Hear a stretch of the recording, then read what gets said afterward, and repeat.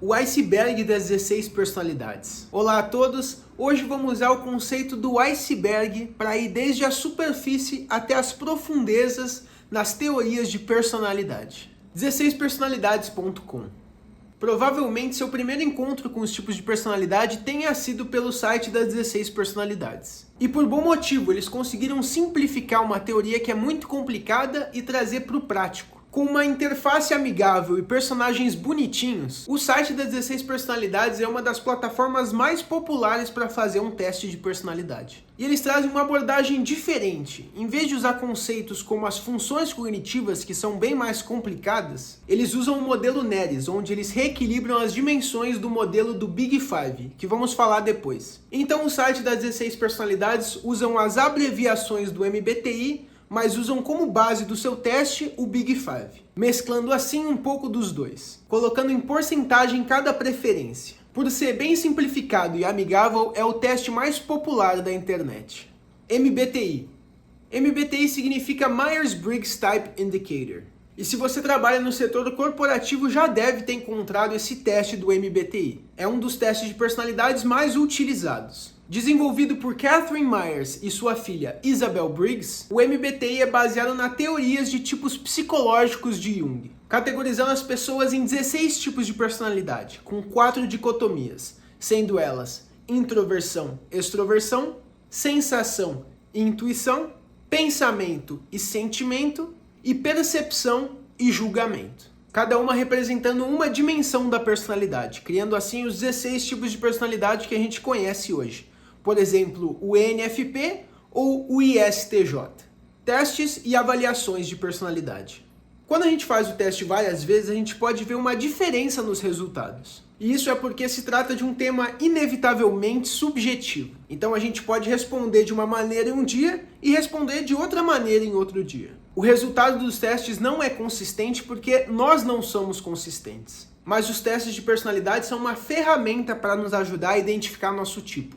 Nunca são absolutos. Os tipos de personalidade são uma forma da gente entender as motivações e os processos cognitivos tanto da gente quanto das outras pessoas. Sistemas que avaliam os traços de personalidade, como o MBTI e o Big Five, são uma ferramenta poderosa. E como toda outra ferramenta, pode ser usado de forma apropriada ou não. Quando se trata de entender o seu funcionamento cognitivo e o funcionamento das outras pessoas, num contexto de compreensão e desenvolvimento, tanto pessoal como profissional, é uma ferramenta extremamente valiosa, nos ajudando a entender por que as pessoas são do jeito que elas são. Mas quando essa ferramenta não é usada de uma maneira adequada, por exemplo, para selecionar candidatos com uma preferência cognitiva particular, empresas que usam a ferramenta dessa forma, na verdade, estão mais se prejudicando do que se ajudando. Porque nessa pré-seleção eles estão muito provavelmente eliminando o melhor talento e reduzindo a diversidade cognitiva da empresa. Por exemplo, uma empresa precisa de um novo vendedor.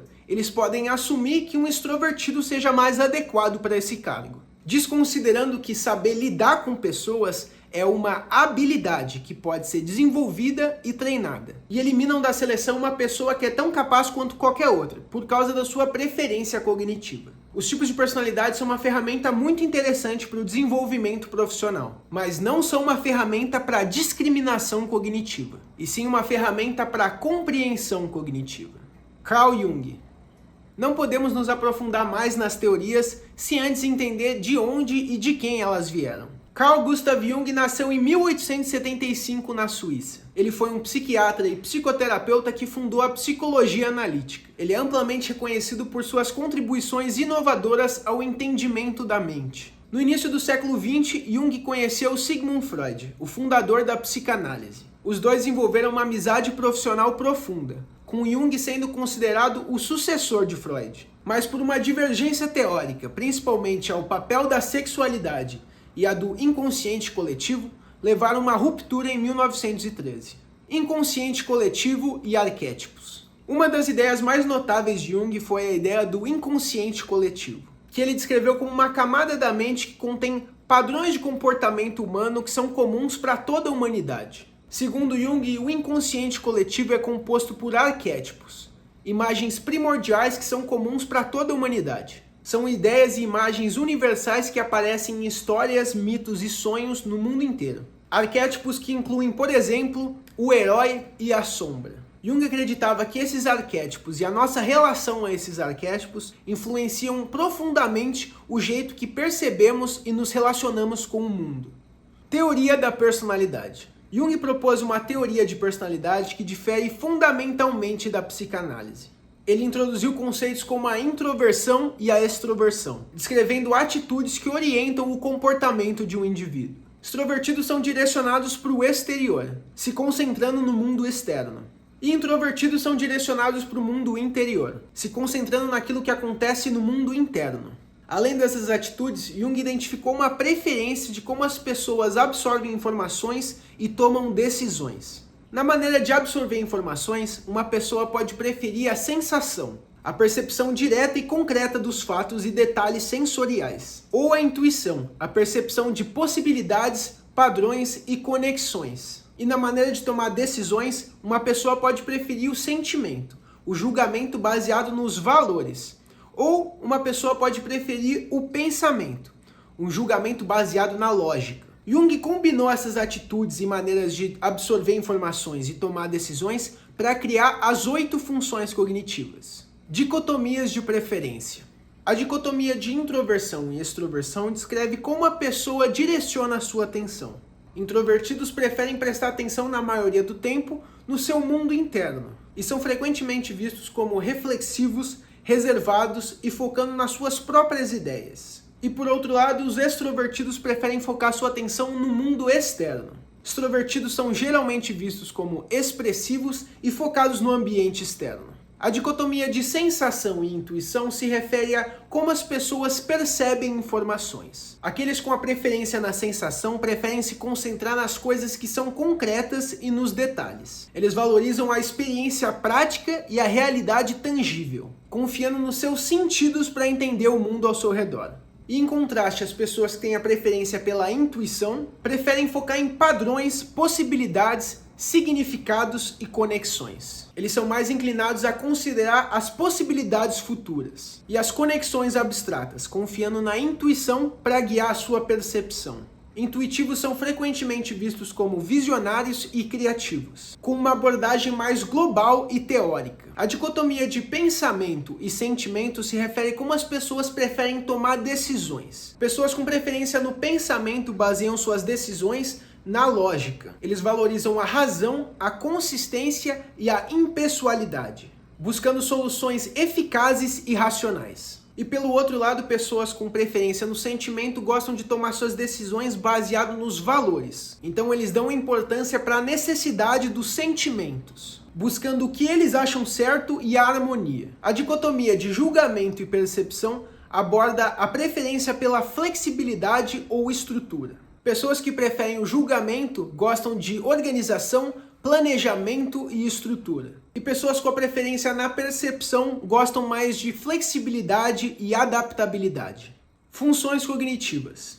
A função de sensação extrovertida está focada no presente e nas experiências sensoriais imediatas. Pessoas que usam o sentimento extrovertido gostam de viver no presente e são altamente sintonizadas com o ambiente ao seu redor. Eles são observadores, responsivos e buscam novas experiências sensoriais. A função de sensação introvertida valoriza os detalhes sensoriais e as suas experiências passadas. Pessoas com a sensação introvertida forte tendem a confiar nas suas próprias memórias e em fatos concretos para entender o presente e planejar para o futuro. Eles são detalhistas, organizados e têm uma forte apreciação pela continuidade das coisas. A função de intuição extrovertida é orientada pela exploração de possibilidades e ideias. Pessoas com a intuição extrovertida forte são inovadoras e abertas a novas ideias e conceitos. Eles gostam de desenvolver novas ideias e têm a capacidade de ver múltiplas perspectivas e alternativas. A função de intuição introvertida se concentra na visão de longo prazo e nos insights internos. Pessoas com a intuição introvertida forte têm a capacidade de entender padrões profundamente e prever possibilidades futuras. A função de pensamento extrovertido envolve a organização lógica e a eficiência. Pessoas com o pensamento extrovertido forte são orientados para a ação e para resultados, focando em métodos e sistemas. Eles são decisivos e práticos. A função de pensamento introvertido envolve a análise profunda interna e a compreensão lógica. Pessoas com o pensamento introvertido forte são analíticas e investigadoras. Eles buscam entender profundamente a estrutura dos sistemas e ideias. Eles valorizam a precisão e coerência. A função de sentimento extrovertido está concentrada nos valores das outras pessoas. Pessoas com o sentimento extrovertido forte são empáticas, cooperativas e gostam de criar um ambiente harmonioso. Eles são muito bons em entender e responder às necessidades emocionais das outras pessoas. E a função de sentimento introvertido, que valoriza seus próprios sentimentos e os seus princípios. Pessoas com um sentimento introvertido forte são autênticas, introspectivas e têm um forte senso dos seus valores pessoais. Eles são motivados pelos seus próprios princípios internos e buscam viver de acordo com as suas convicções. Posições das funções cognitivas. Cada tipo de personalidade utiliza as funções cognitivas em uma hierarquia específica. Essa hierarquia determina a forma de cada função ser utilizada. A função dominante é a função principal do tipo de personalidade. Ela guia o comportamento e é uma parte central da personalidade. A missão principal das personalidades é cumprir sua função dominante. A função auxiliar é a segunda maior preferência da personalidade, e ela ajuda a equilibrar com a função dominante. Ela oferece uma segunda perspectiva para essa personalidade. A função terciária é uma segunda função auxiliar, mas com menos preferência. Ela contribui para um maior equilíbrio e balanceamento dentro da personalidade. E a função inferior é a função menos desenvolvida dentro da personalidade, e é frequentemente uma fonte de desafios e dificuldades para essa pessoa. Ela representa uma área de vulnerabilidade, mas também é ali que tem um potencial significativo para o crescimento dessa pessoa. A hierarquia das funções apresenta forças e potenciais de crescimento dentro da personalidade. Stack das funções cognitivas. O stack, ou a estrutura da personalidade, é definido por uma preferência por 4 funções principais. Essa configuração vai determinar como um tipo de personalidade vai interagir com o mundo, como ele vai absorver informações e tomar decisões. Por exemplo, um INFJ tem as seguintes funções: intuição introvertida dominante, sentimento extrovertido auxiliar, pensamento introvertido terciário e sensação extrovertida inferior. Com essa combinação específica, isso permite o INFJ a perceber padrões e conexões profundas com a sua intuição introvertida, se relacione com as outras pessoas através do sentimento extrovertido, sabendo o que elas valorizam, tem uma análise e compreensão lógica com o pensamento introvertido e utilize a experiência sensorial para interagir com o mundo, mesmo que isso seja uma função menos desenvolvida. Cada tipo de personalidade tem uma stack única, que define suas principais características e modos de funcionamento. Big Five. O Big Five é um dos modelos de personalidade mais cientificamente robustos que a gente tem. É uma das avaliações mais utilizadas, usando 5 dimensões para medir uma personalidade. Essas são a abertura à experiência, a conscienciosidade, a extroversão, a amabilidade ou agradabilidade e o neuroticismo. Esse modelo foi criado a partir de um processo rigoroso e análise de linguagem. Então o Big Five usa uma abordagem léxica, baseada na premissa que as diferenças individuais vão ser refletidas na linguagem. Então psicólogos e cientistas compilaram palavras que poderiam ser usadas para descrever personalidade. E com isso eles identificaram constantemente 5 traços de personalidade que poderiam ser usados para descrever uma pessoa. E esses fatores foram validados com muitos estudos transculturais, confirmando a relevância e universalidade. A abertura à experiência se refere à imaginação, curiosidade e vontade de experimentar coisas novas. Pessoas com pontuação alta nessa dimensão são vistas como criativas e abertas a novas experiências, enquanto pessoas com uma pontuação baixa são mais rotineiras e práticas. Na abordagem léxica, termos como artístico, criativo e inventivo foram agrupados para essa dimensão. E pessoas com baixa abertura à experiência são mais convencionais. Termos como realista e prático são usados. A conscienciosidade envolve um grau de organização, diligência e confiabilidade de um indivíduo. Podem ser usadas palavras como organizado, meticuloso e responsável. E pessoas com baixa conscienciosidade podem ser consideradas impulsivas, desorganizadas e descuidosas. A extroversão mede o nível de sociabilidade da pessoa. São utilizados termos como falador, sociável e ativo, enquanto pessoas com baixo nível de extroversão são descritos como reservados, retraídos e calados. A amabilidade ou agradabilidade se refere ao nível de conformidade de uma pessoa. Pessoas com alto nível de amabilidade são descritos como gentis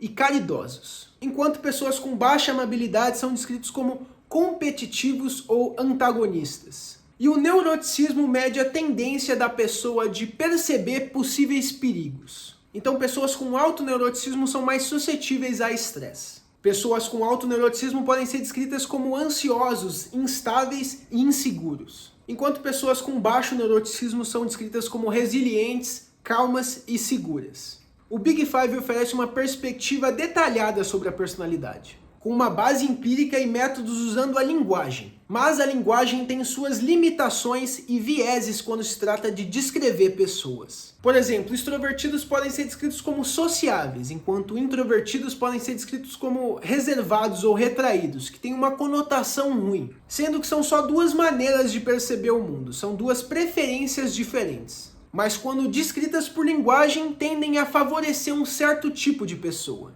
Então o Big Five é um modelo muito interessante, mas também contém suas limitações e certos vieses, principalmente por causa da linguagem.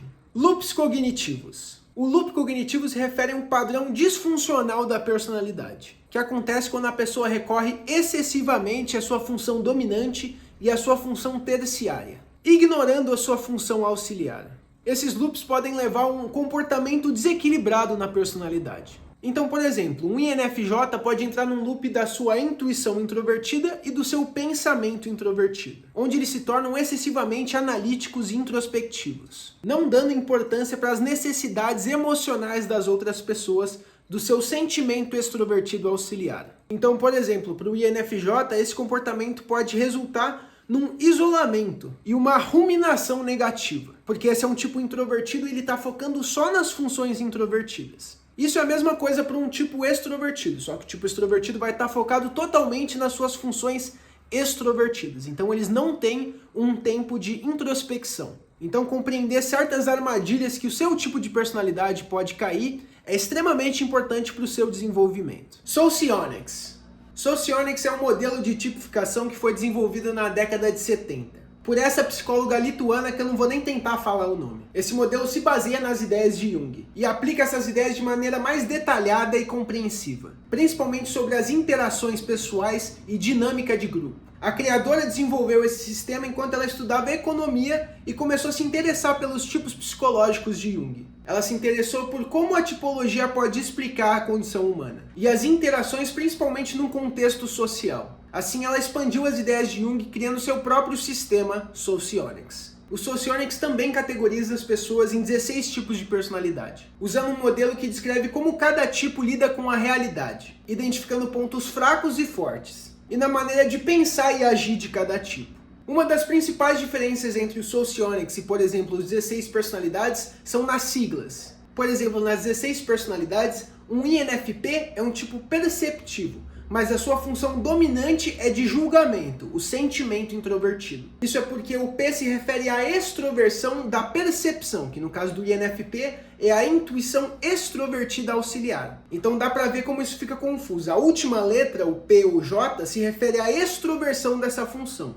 Então um tipo INFP, ele vai ter a extroversão na intuição. E um tipo INFJ vai ter a extroversão no julgamento. Então isso não indica a função dominante desse tipo, e sim a extroversão nesse tipo. Quando ele é um tipo introvertido, isso fica bem confuso. E no Socionics, esse mesmo tipo é chamado de INFJ, porque sua função dominante é de julgamento. Então no Socionics, os tipos introvertidos, a última letra vai ser trocada se você for considerar o MBTI. Então um INFJ nas 16 personalidades é um INFP, porque a sua função dominante é de percepção, a intuição introvertida. E um INFP é um INFJ, porque a sua função de julgamento é a dominante. E o Socionics investe bastante sobre a relação dos tipos. O modelo descreve como os tipos se relacionam entre si, vendo como relações podem ser harmoniosas ou desafiadoras. Eneagrama.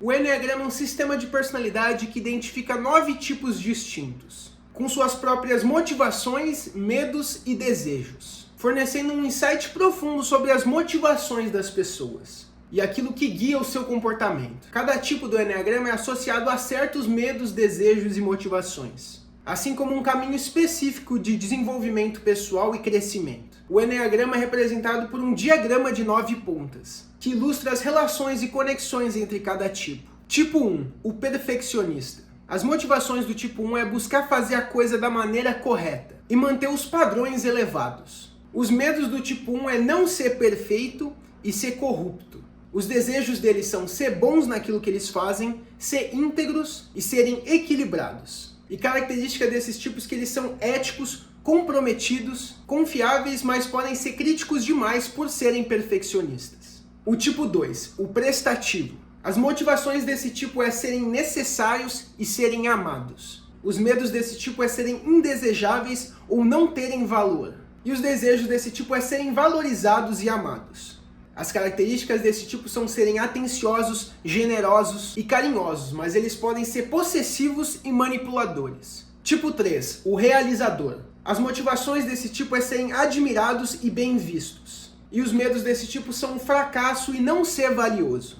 Eles têm o desejo de serem reconhecidos e admirados. E características desse tipo, eles são ambiciosos, eficientes e pragmáticos, mas podem ser insensíveis e obcecados pelo sucesso.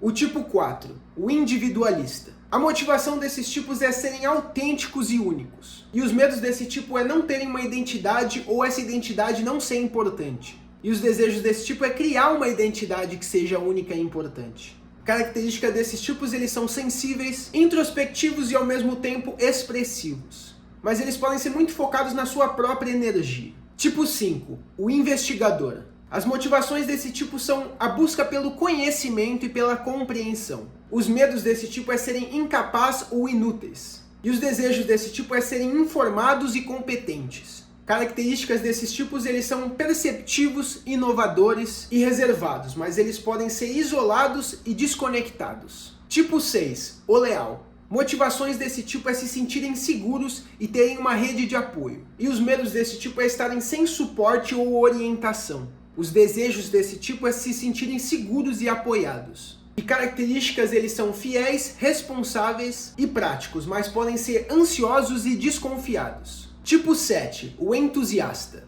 A motivação desses tipos é a busca pela experiência e satisfação. E os medos desse tipo são de ser privados de terem essas experiências e de sofrer. Característica desses tipos é que eles são otimistas, espontâneos e versáteis, mas podem ser impulsivos e dispersos. Tipo 8, o desafiador. As motivações desse tipo são o controle e a autonomia. E eles têm medo de serem prejudicados ou controlados. E o desejo desses tipos é proteger a si mesmo e proteger aqueles que eles se importam. Características, eles são protetores, assertivos, decisivos, mas podem ser confrontadores e agressivos. E o tipo 9, o pacificador. As motivações desse tipo são a busca pela paz e harmonia. Os medos deles são o conflito e a perda de conexão. E os desejos são de manter a paz e o equilíbrio. E características, eles são agradáveis, receptivos e tranquilos. Mas eles podem ser complacentes e indiferentes. O Eneagrama não identifica só o tipo de personalidade, mas também explora os níveis de desenvolvimento. E isso permite uma compreensão mais profunda do tipo e do seu desenvolvimento. O Eneagrama também enfatiza a importância do autoconhecimento e da compaixão, incentivando as pessoas a entenderem como elas funcionam e a aceitar suas próprias imperfeições, enquanto eles dão um caminho para trabalhar nelas, e assim podendo se tornar uma melhor versão de você. Temperamentos. A teoria dos temperamentos é uma das mais antigas quando se trata de identificar tipos de personalidade. Originada na Grécia Antiga, essa teoria foi conceitualizada por Hipócrates e posteriormente expandida por Galeno. Os temperamentos são baseados na teoria dos 4 humores, sendo elas sangue, fleuma, a bile amarela e a bile negra. Hipócrates, no século 5 a.C., propôs que a saúde e o caráter dessa pessoa pode ser influenciado por essas características. Eles são influenciados pelo equilíbrio dos seus humores. E depois Galeno, no século 2 d.C., expandiu essa teoria associando os humores com os temperamentos. Então o sanguíneo com o sangue, o fleumático com a fleuma, o colérico com a bile amarela e o melancólico com a bile negra. Segundo essa teoria, o predomínio de um desses humores afeta essa personalidade dessa pessoa. É o que determina o temperamento dessa pessoa e, por consequência, a personalidade dela. E ao longo dos séculos, essa teoria foi sendo adaptada e reinterpretada. E até hoje em dia a ideia dos temperamentos pode ainda ser altamente relevante. Tipo fleumático. Calmas e tranquilas. As pessoas fleumáticas geralmente têm uma abordagem mais tranquila sobre a vida. Eles são geralmente pessoas bem serenas. Elas são pessoas confiáveis e estáveis, sendo excelente para manter a estabilidade. E elas preferem evitar conflitos quando possível e buscam a harmonia. São pessoas cuidadosas e diplomáticas. Elas gostam de abordar situações com cuidado. E desvantagens, os fleumáticos normalmente são lentos para agir. E eles podem evitar conflitos a todos os custos. Então a aversão de conflitos pode ser uma desvantagem para esse tipo. Sanguíneo. Sanguíneos são pessoas sociáveis e ativas. E normalmente são otimistas, tendo uma visão positiva sobre a vida. Eles são energéticos e gostam de estar rodeados de pessoas. E frequentemente são o centro da atenção. E são pessoas bem entusiasmadas. E desvantagens, eles costumam ser pessoas impulsivas, sem pensar muito nas consequências futuras. E podem tender para a desorganização. Por terem muita energia e muito entusiasmo, às vezes podem faltar organização para esses tipos. Colérico. Coléricos são líderes naturais, eles são assertivos e decisivos. Eles são orientados para a ação. Eles têm uma personalidade forte e gostam de estar em controle. E eles são rápidos e eficazes para tomar uma decisão. Desvantagens, eles podem ser impacientes, principalmente com as pessoas que levam mais tempo para fazer esse processo. E a agressividade, a assertividade desses tipos pode ser vista como agressividade. E o melancólico? São pessoas introspectivas e sensíveis. Eles tendem a ser extremamente profundos e analíticos. E eles são perfeccionistas, eles são orientados para nunca errar. Eles têm altos padrões, principalmente para eles mesmos. E são criativos, eles têm normalmente uma capacidade muito grande para a criatividade. E um forte senso de moral e ética. E desvantagem, eles podem ser propensos à tristeza e à autocrítica excessiva. A busca pela perfeição muitas vezes gera essa crítica excessiva, principalmente com eles mesmos. A teoria dos temperamentos influenciou várias teorias de personalidade, incluindo Jung. A ideia é que as pessoas têm tipos de personalidades distintos ainda é uma ferramenta muito útil, principalmente no desenvolvimento pessoal e profissional. A teoria dos temperamentos oferece uma visão valiosa sobre a personalidade humana, destacando como diferentes traços podem influenciar o comportamento humano. Personalidade da sombra. A personalidade da sombra se refere aos aspectos ocultos da nossa personalidade. Então não aquilo que está no nosso consciente, mas aquilo que está no nosso inconsciente. No contexto da tipologia, isso é chamado de funções sombra. Cada tipo de personalidade tem as suas funções sombras com a atitude oposta do seu tipo de personalidade consciente. E compreender essas funções sombra pode ajudar no nosso desenvolvimento e nosso entendimento do nosso funcionamento. As funções sombra são tipicamente muito menos desenvolvidas e podem emerger em situações de estresse, ou quando um indivíduo é confrontado com um desafio que ele não consegue enfrentar com suas funções conscientes. A função sombra dominante, a oposição. Essa é a função que opõe diretamente à função dominante do tipo. Quando ela se manifesta, ela pode trazer comportamentos e pensamentos completamente diferentes dessa personalidade, ou até contraditórios à função dominante desse tipo. É uma função que opõe diretamente à maneira principal dessa pessoa viver. A função sombra auxiliar, crítica. Quando ativa, essa função pode gerar conflitos internos nessa pessoa, porque nessa posição a função é extremamente crítica. Independentemente qual seja a função, ela vai funcionar como uma crítica à personalidade. Ela vai querer muito, vai cobrar muito e vai ter muita pouca paciência. Isso pode levar a um comportamento fora do caráter dessa pessoa. Função sombra terciária, o ponto cego. Essa é uma função com muito pouco acesso conscientemente para a personalidade. Ela pode levar a ações e comportamentos que são muito menos refinados e muito mais reativos, normalmente resultando em um comportamento desorganizado e descompensado. É uma função com muita pouca prioridade para ser cumprida, mas ainda assim tem sua relevância na personalidade. E a função sombra inferior, a negativa. Essa é a função que opõe a função inferior desse tipo. É a função menos consciente e menos desenvolvida de todas. Quando ela se manifesta, ela pode trazer inseguranças profundas dessa pessoa, levando a comportamentos defensivos e de autossabotagem. Essa função pode ser especificamente muito difícil de ser reintegrada à personalidade, porque só sua manifestação, só sua presença já é considerada como um perigo para a personalidade e desestabilizadora da identidade do indivíduo. A integração das funções sombra é uma parte essencial para o crescimento pessoal. Envolve o reconhecimento e o aceitamento dessas funções, bem como o desenvolvimento de maneiras de reequilibrar essas funções. O arquétipo da sombra é um conteúdo muito mais complexo, mas aqui a gente está olhando com relação às funções cognitivas. Reconhecer e trabalhar com as funções da sombra é um passo crucial para o desenvolvimento e crescimento de uma pessoa e para uma autorrealização pessoal completa. Dualidade. A dualidade é um conceito central nas ideias de Jung. Se refere à relação de dois lados de um todo que se complementam. Para Jung, os opostos não só coexistem, mas como se completam. O consciente e o inconsciente, o racional e o irracional, o bem e o mal, todos esses aspectos são uma parte da totalidade do ser humano. Ele acreditava que ao integrar esses opostos, a pessoa vai ser muito mais completa e vai chegar a um estado de plenitude. A dualidade destaca a importância de integrar os lados opostos, que muitas vezes estão no inconsciente da pessoa, para alcançar um estado de equilíbrio e de individuação. Na visão de Jung, a dualidade não representa uma oposição conflitante, e sim uma relação dinâmica, onde cada parte é necessária para a existência e equilíbrio da outra. Meu nome é Gabriel Ligeri, e se você tem interesse por esse tipo de assunto, se inscreve no canal e até o próximo vídeo.